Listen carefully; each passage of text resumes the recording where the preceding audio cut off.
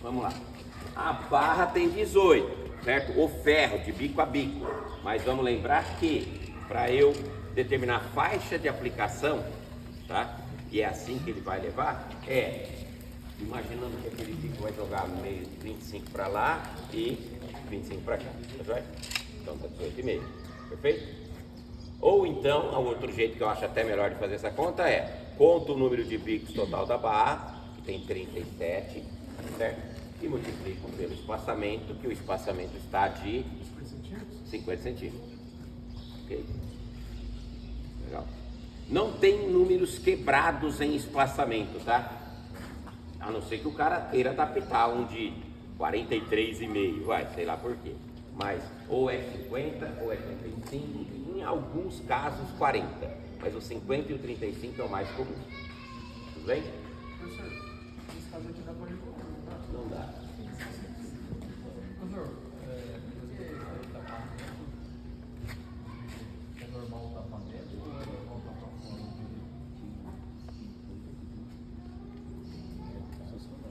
A válvula. Você fala, né? Você regular tá mais fácil você regular ali a pinga botei. Será que montaram isso aqui errado ou é assim? É porque fica pra cá, aí. Sei não, hein? Me deixou em dúvida isso aí. Tá. Pra fora ou pra dentro? É porque na verdade essa barra tinha que ser pra lá Eu acho que ele dá mais protegido que alguma coisa e tal, né? não vai mudar nada. Não vai mudar muita coisa, tá certo? O Rafael está dizendo, isso aqui tudo poderia ser colocado para cá. Mas na verdade não é só desmontar e colocar ali na casa, tem que tirar essa barra inteira aqui e colocar. E inverter ela, certo? Como só faltar pra saber ali, ó. Não dá. O furo, e agora respondendo então a sua pergunta e a sua pergunta. Eu não tenho a chance de soltar isso aqui e levar mais para lá ou mais para cá, tá ok? Porque nesse cano aqui, ó, tem um furinho onde o líquido sai do furo e entra aqui no objeto. Então o cano esse cano já está furado a 50 centímetros. Se eu quisesse mudar o espaçamento desse pulverizador, eu tenho que trocar isso aqui, colocar um cano furado a 35, ok? E então, como você falou, não dá para eu tirar só ele, o lado não tem furo está do lado de lá, perfeito? E também não dá para eu mudar o espaçamento porque o furo já está estabelecido por 50, perfeito? Legal, gente? Bom,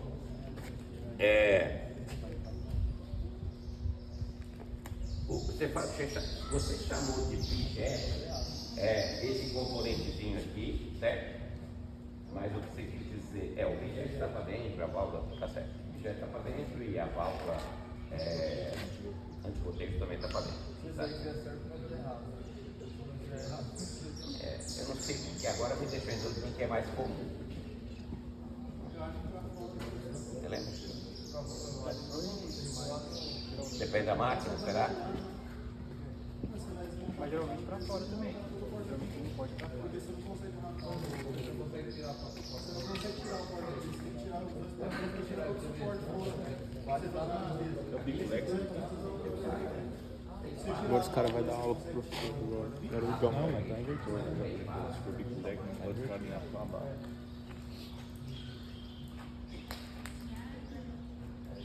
Tem uma borrachinha que ela vai.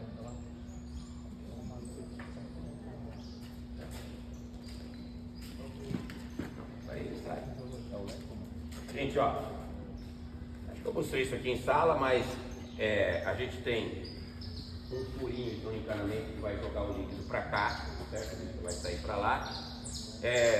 E aqui está a opção de eu ter dois bicos. Então, o bico que estiver para baixo, a ponta que estiver para baixo, é que vai estar vazando líquido, porque o furinho de saída está aqui para baixo, tá bem?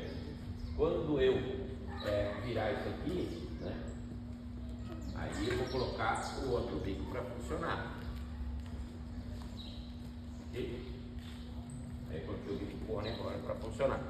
Ou então, se eu fizer isso aqui, eu fecho.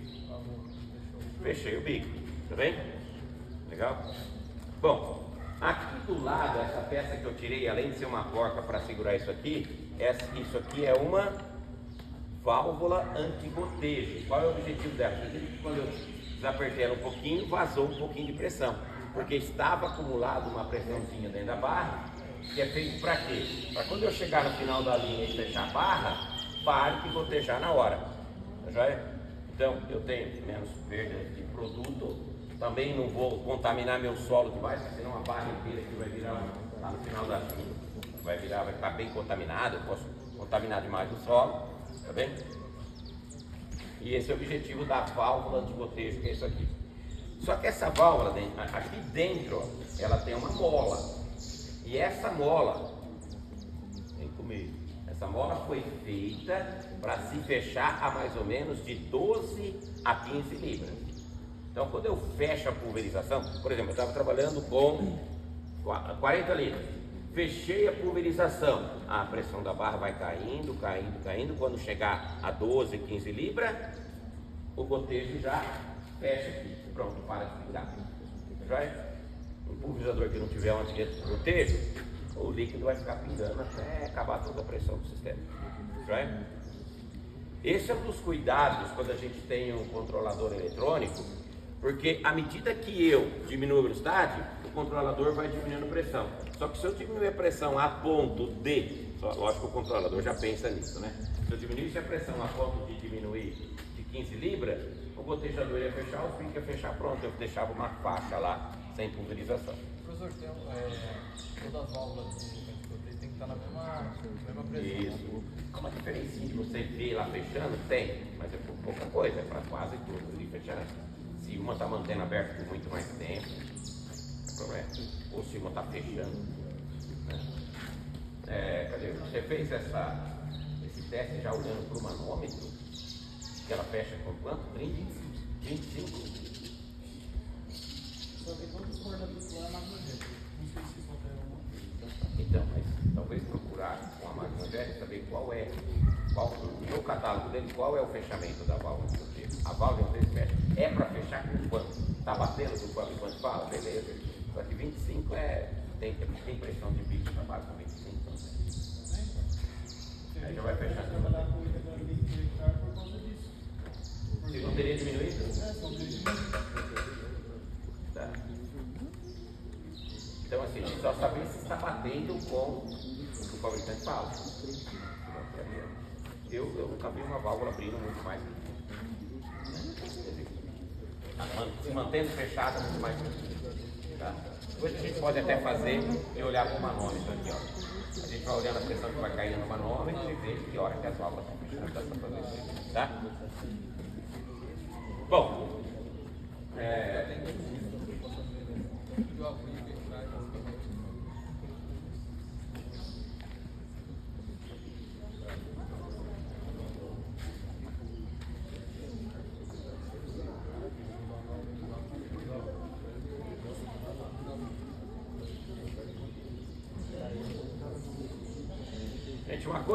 outra coisa importante de falar de barra, pulverizadores tratorizados bem simples, bem baratinho, seja de 3 pontos ou de arrasto, mas que seja um pulverizador bem simples mesmo, que atenda aí um pequeno agricultor e tal, ele normalmente não tem suspensão na barra, não tem essas molas aqui, ó, mola, amortecedor também, tá?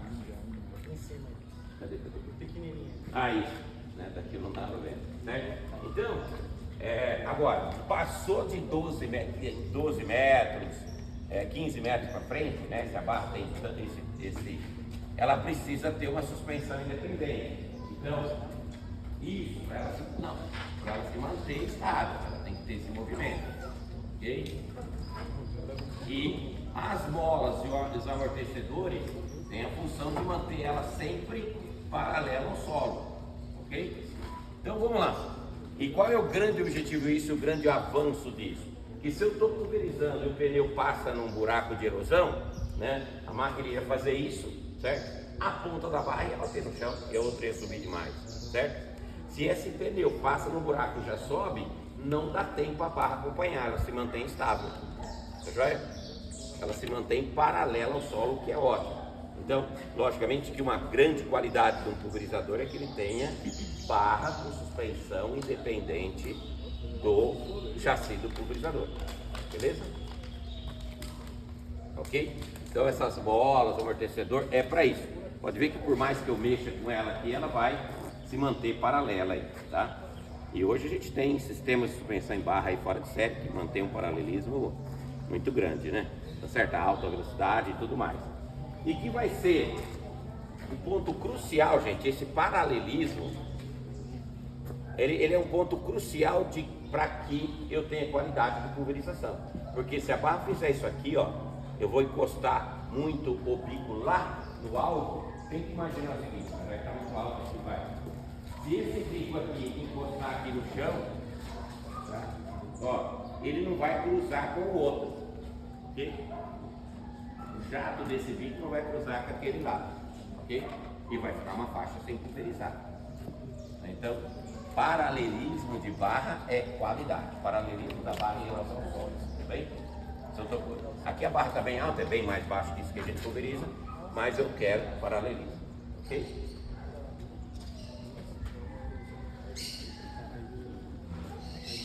O Carlos não para de falar. Não, senhor, tá tinha uma dúvida aqui. Vai comer. Ela acertou um mole, isso não é ruim, tá perguntando. Mas não é nada contra a aula, não. Não, eu sei. Tá. Mas ela se mantém. O objetivo e as bolas faz com que ela se mantenha. Lá em casa vai ter que colocar 2 amortecedores a mais, professor. Não tava mantendo. Talvez a bola também, né? Estava cansada. Não, tanto novo, mas como é fácil ter que doar, que tem Ah, que tá. funcionar mais Então ele trabalhou muito. Isso. Aí sim. Ok? E aí já estava o amortecedor cansado, ou um só não dava conta, né? Tá. Mas é uma coisa importante, gente. Eu quero que vocês entendam que paralelismo. O operador, vamos lá. Lá no painel, o operador tem 2 botõezinhos que ele vai mexendo toda hora, tá? Que é para acionar esses pistões aqui, ó. Esse daqui, tá? E esse daqui. Então assim, ele vai ter um botão que controla o quadro, que vai abaixar o quadro inteiro e levantar o quadro inteiro, tá? Mas uma vez que ele fixar uma altura do quadro, ele não mexe muito mais, certo? Depois ele vai estar mexendo sempre em levantar essa ponta aqui, levantar essa ponta aqui. Vamos fazer isso? Quer olhar para mim, Rafa? Abaixa aqui o quadro, dá uma mexidinha de levantar a ponta, abaixar a ponta.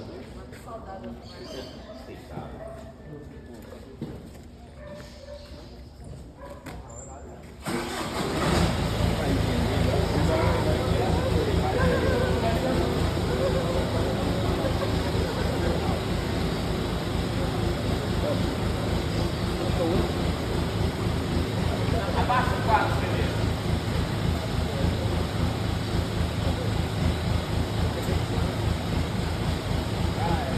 Então tá, ó. Primeira regulagem, abaixar o quadro, abaixar o dedo.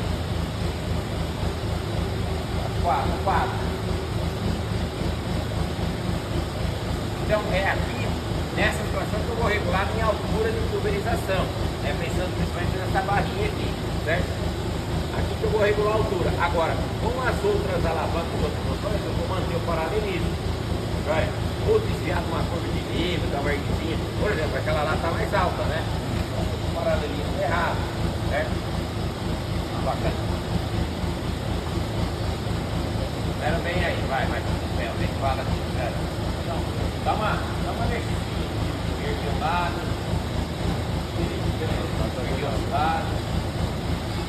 Não é fechado. Só tá fazendo lá de lá.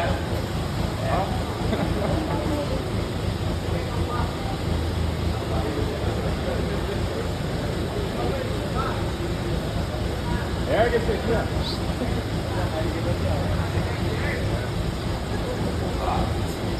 Aquele que você fez assim com a barra, deixa ele reto. Não, vai. Mais. Aí, tá bom. Agora, eu quero que você ergue um pouquinho e abaixar só um pouquinho as pontas.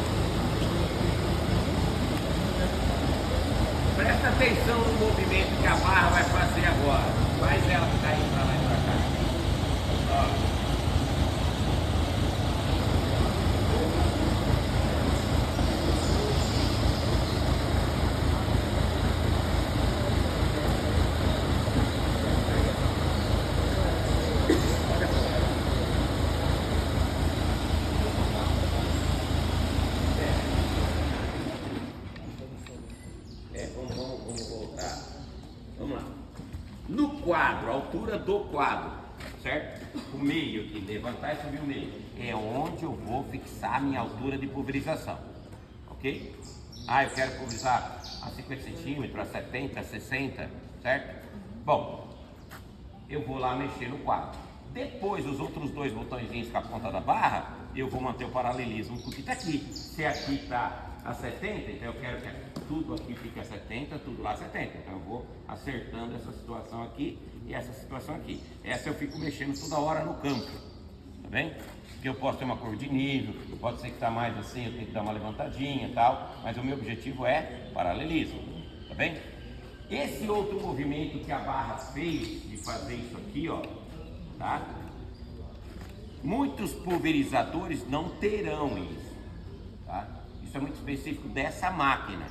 E ele foi inventado, os três aí, chega na roda aqui um pouquinho, chega. Não sei que você tem tanto assunto aí, se tiver, conversa comigo, né? O fudidão fica lá atrás conversando, eu tenho que ficar cuidando. Bom, esse movimento, ele foi criado aqui para poder guardar a barra, certo? O objetivo dele é, quando eu erguer aqui, eu vou deitar a barra lá e guardar ela, tá? Por isso que criou esse movimento. Logicamente que esse movimento pode me ajudar numa pulverização, ok? Por exemplo, eu estou trabalhando e tem um vento, né, de lá para cá, que está me causando deriva. O que eu poderia fazer? Fazer a barra, fazer isso aqui e o bico jogando para lá contra o vento, que assim ele não é levado para trás, certo? Então eu posso usar desse artifício para ajudar ele em deriva, certo? Mas ele não foi feito pensando nisso, é uma consequência. Foi feito para guardar a barra. Legal? Ou não? Sim, guardar a barra. Vamos fazer o guarda-barra só para a gente entender aí por que faz esse movimento? Vamos lá. Vamos guardar a barra.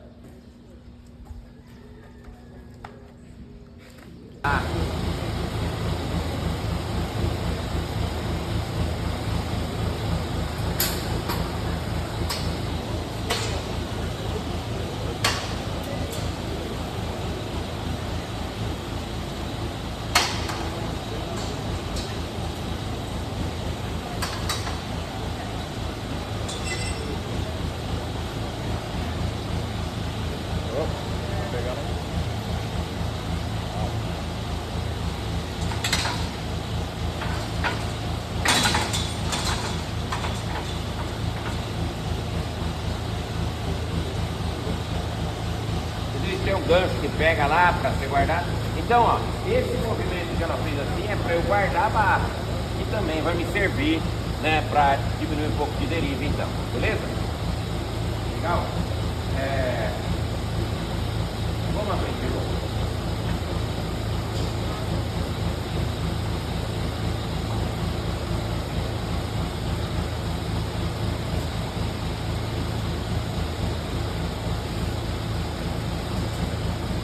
Mas quanto mais reto eu trabalhar com ela, bem certinho, né? Nem para um lado nem para o outro, é a melhor condição. Eu posso, nos botões, acionar um de cada vez ou acionar os dois de uma vez para ela abrir tudo de uma vez, certo?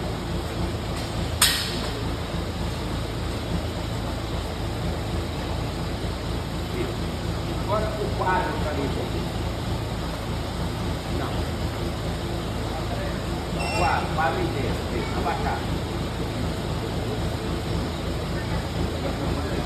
Aí. Pode passar.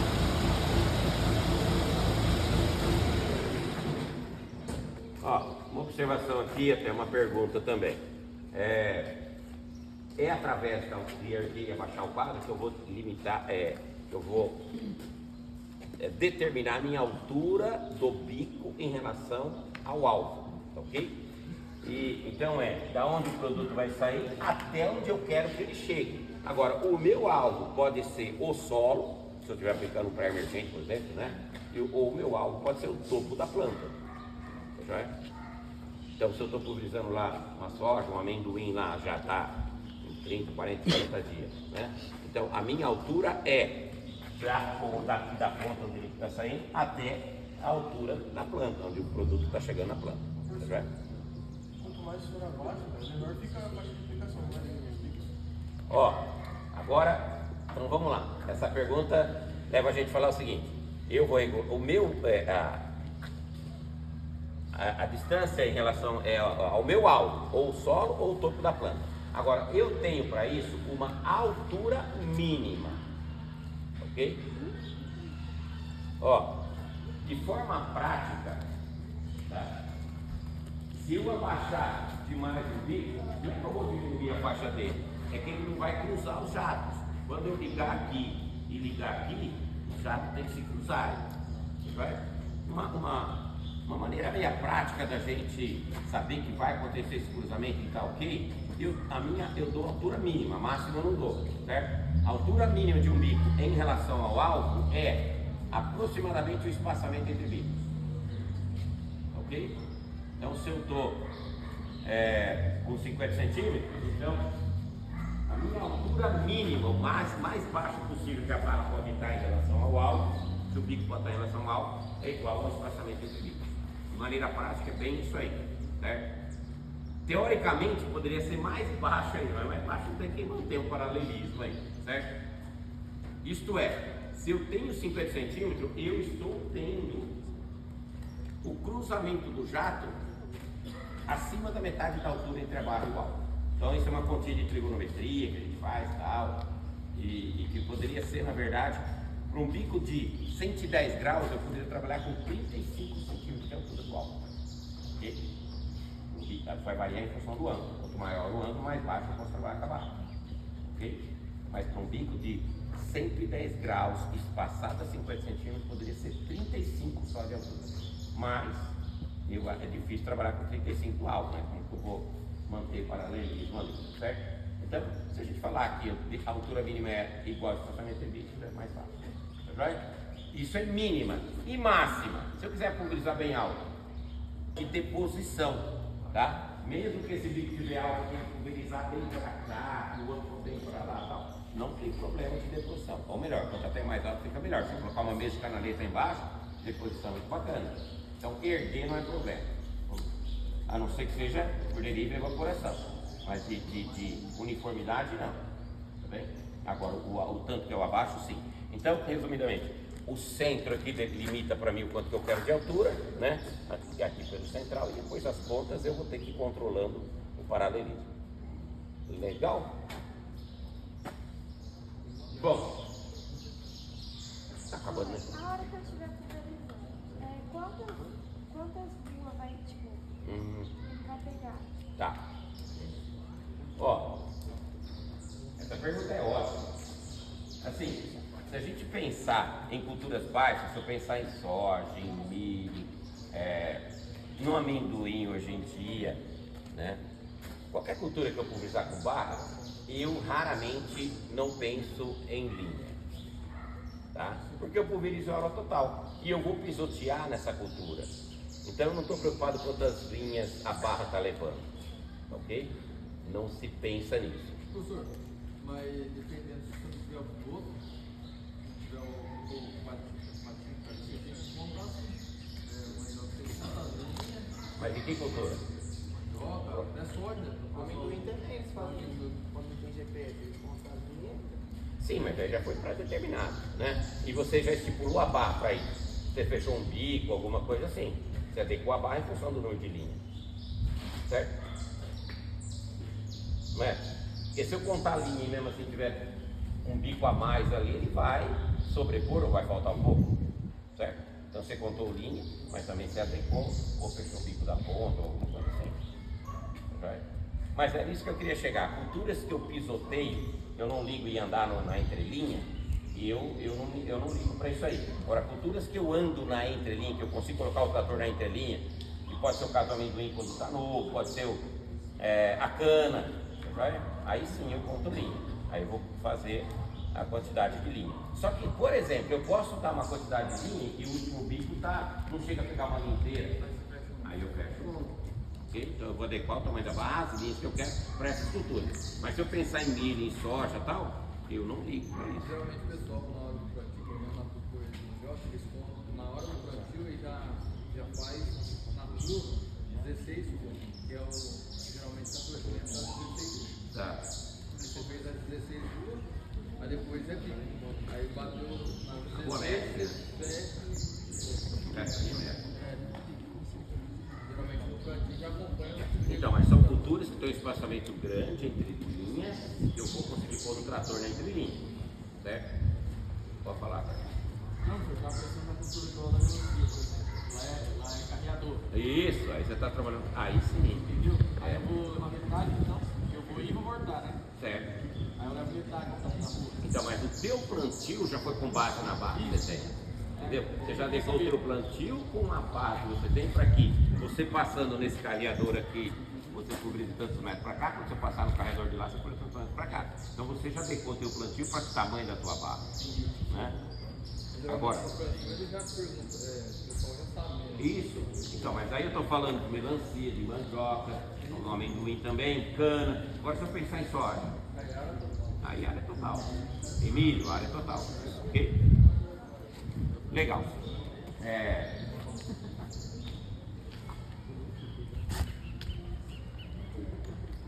Bom, eu acho que agora a gente pode partir para calibração, certo? A descrição da máquina está ok? Qual a sequência nossa para calibrar? Eu passei ontem um slide tão rápido para vocês, né? Certo? Mas nós temos uma sequência. E se vocês quiserem tirar uma foto depois desse copo, tem aqui 1, 2, 3, vai. 3 passos aqui de como que eu regulo um pulverizador, tá joia? Lá nos slides também tá os passos até um pouquinho mais discriminado, tá bem? Mas aqui está escrito assim: anote o tempo que o trator gasta para percorrer 50 metros na marcha e rotação de trabalho, ok? Agora, para que eu anote o tempo de 50 metros, eu vou ter que ter escolhido que marcha que eu vou trabalhar, que velocidade de quilômetro por hora que eu vou trabalhar, que rotação no cardan que eu vou ter, porque tudo isso tem que estar definido para eu tomar os 50 metros. Então aqui ele não está dando muito detalhe. E lá no slide eu falo, escolher marcha, escolher rotação, né, medir 50 metros no campo. Aonde tem que estar 50 metros? Lá na área que eu vou trabalhar, porque eu vou escolher uma marcha em função de estabilidade de barra. Se eu puser uma marcha rápida aqui, que a barra balance muito, não está legal, certo? Então vamos lá. Aí depois aqui está colete o líquido nos bicos durante o tempo. Então nós vamos fazer o primeiro passo. Nós vamos ir para o campo, vamos levar a cone, a trena, vamos medir os 50 metros, tá? Vamos tomar esse tempo numas 2 marchas ou até 3 e observando assim, como é que está o balanço de barra, né? Como é que está a estabilidade dela. E aí, em função dessa estabilidade, nós vamos escolher, tal marcha está melhor. Pode render um pouco menos, mas a barra está mais estável. Tudo bem? Então, o primeiro passo vai ser escolher uma marcha, poder mandar sem medir os 50 metros, só para engata uma marcha anda, engata outra anda, só para a gente ver a barra. E depois a gente escolhe uma delas e toma o tempo. Eu tomo o tempo de umas 2, certo? Nos 50 metros. Aí depois a gente volta para cá. Legal?